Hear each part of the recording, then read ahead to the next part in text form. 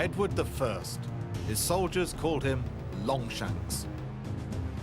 A 6'2" medieval man of action we now remember as the Hammer of the Scots. A warrior king with a fierce belief that the whole island of Britain should be under his control. That was the simple but brutal logic which led Edward to fight the devastating wars of conquest that shaped British history for 700 years.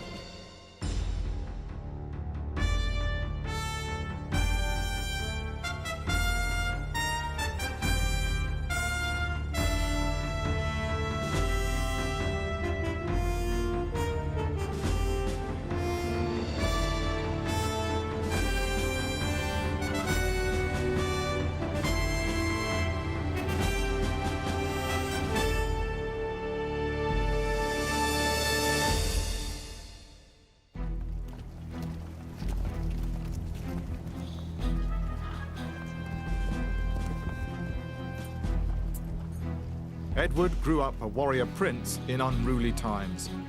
During the 1260s, there was civil war in England. A group of barons, led by Simon de Montfort, rose up against Edward's father, Henry III, demanding a greater say in the government of England. At 25, Edward was leading the king's army against de Montfort. A brave but impetuous charge at the Battle of Lewes in 1264 left his troops isolated, then defeated. Edward became de Montfort's prisoner. This experience of captivity was a humiliating insult to the crown and something that Edward would never forget. But after a dramatic escape, he gained his revenge, and he gained it here in the Vale of Evesham in 1265. Carrying the king's banner into what was a decisive battle, Edward came of age as a mature and a confident leader of men. But the same battle also showed just how cruel and vindictive Edward could be.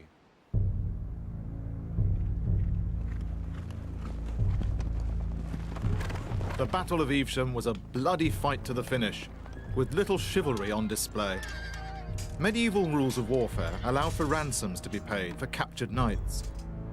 At Evesham, Edward defied the convention that de Montfort's knights could pay for their lives in this way.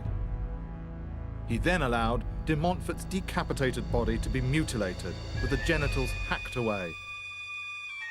A grotesque war trophy.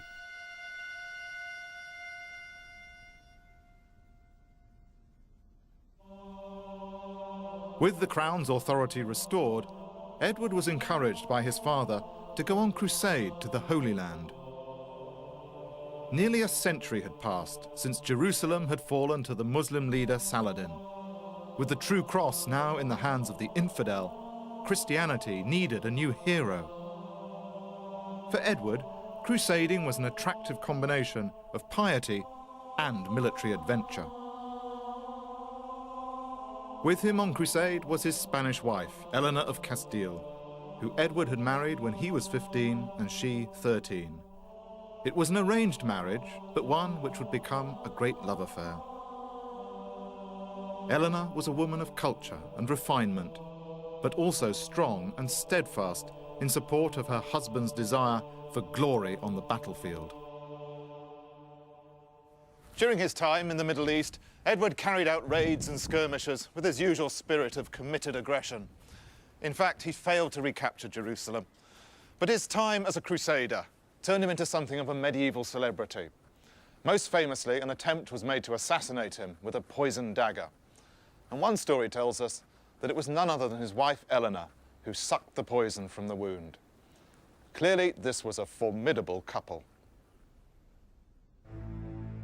Returning from crusade, Edward learned that his father, Henry III, had died. On the 19th of August, 1274, Edward, aged 35, was crowned King of England. Close by his side was his newly crowned queen.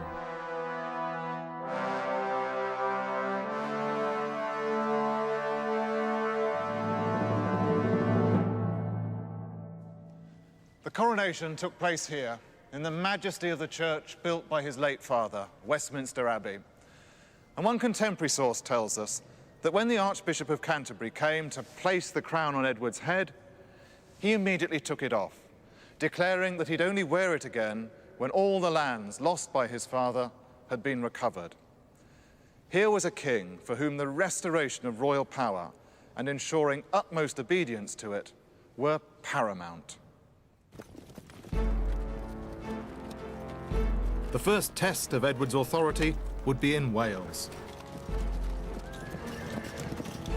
The enemy was Llywelyn, Prince of Wales, whose heartland lay in the mountains of Snowdonia. Edward had repeatedly demanded of Llywelyn that he travel from here to pay homage to him, Edward, as his feudal overlord, and Llywelyn had repeatedly refused.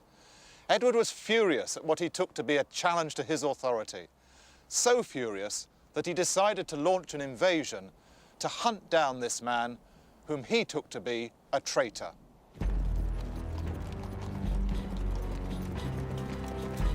The king's army was awesome in its power and organization. 2 periods of warfare ended in total defeat for the Welsh. A triumphant dispatch was sent to Edward. Know, sir, that Llywelyn ap Gruffydd is dead, his army broken, and all the flower of his men killed.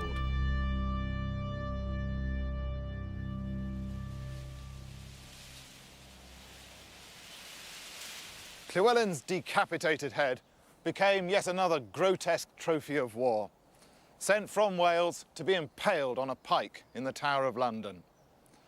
Edward declared this rebellious country to be now wholly and entirely transferred under our proper dominion.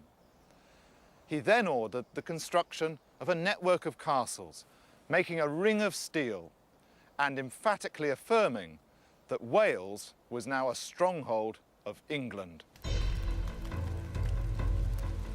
At Conwy, the abbey which housed the ancestral burial grounds of the Welsh kings was razed to the ground to prevent it becoming a place of pilgrimage. On the site, a new castle was built,